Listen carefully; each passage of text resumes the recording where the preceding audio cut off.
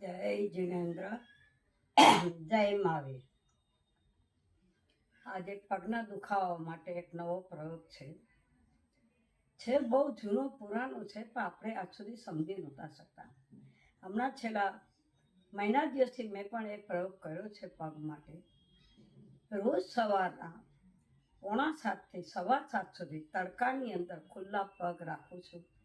Vitamin D માટે પણ એનાથી પગ હલકા થઈ ગયા છે, એ વાત 100% છે.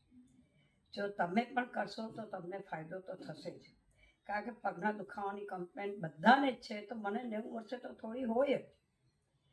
આજે બીજું, કાલે મેં વ્યાખ્યાનમાં સાંભળ્યું, બહુ સરસ વર્ડ છે કે હાથ ચાલે તો હૈયું મજબૂત થાય અને પગ ચાલે તો પેટ મજબૂત થાય. હાથ ચલાવવાના ક્યાં, ત્યારે અસલના છે. પણ આજની તારીખમાં પણ કચ્છી લોકોમાં કપડાં હાથે જ ધોવે છે, જુઓ. અને લેડીઝો જ કપડાં ધોતા હોય છે, એટલે ક્યારેય લેડીઝોને હાર્ટ એટેક આવતો નથી, કારણ કે એક્સરસાઇઝ એટલે ફૂલ હાર્ટને મળી જાય છે. આ પ્રયોગ આપણે પણ કરવા જેવો છે. બીજું, પગ ચાલે ત્યાં પેટ મજબૂત થાય, એ વાત પણ સાચી છે. જમ્યા પછી 10 મિનિટ ચાલવું ખૂબ જરૂરી છે, કારણ કે અંદરથી ઠાસીને ભરીએ છે ઘરની અંદર, પેટની અંદર, પણ પેટને પચાવવા માટેની કસરત તો આપણી પાસે છે નહીં કાંઈ. તો જરાક પગ થોડા 10 મિનિટ ચાલવાની ટેવ જો રાખીએ જમ્યા પછી, તો મને લાગે છે કે શારીરિક પીડાઓ ઘણી ઓછી થતી જશે.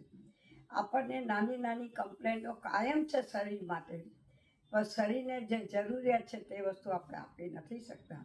હું તમને આ નાના નાના પ્રયોગો એટલા માટે આપું છું કે હાલતા ચાલતા સૌ કોઈ કાંઈક કરી શકો. અને જે મને સારું લાગે છે, હું ઉપયોગ કરું છું, પછી હું તમને જણાવું છું. તો તમે પણ આ બધી વસ્તુનો ઉપયોગ કરો. થોડા કપડાં હાથે ધોતા શીખી જાઓ, કમસે કમ હાથની એક્સરસાઇઝ માટે. અને જમ્યા પછી 5 મિનિટ 10 મિનિટ ઊભા રહી અને ચાલવાની ટેવ પાડી દો, તો નાના પ્રોબ્લેમ ઘણા સોલ્વ થઈ જશે. જય જિનેન્દ્ર, જય મહાવીર.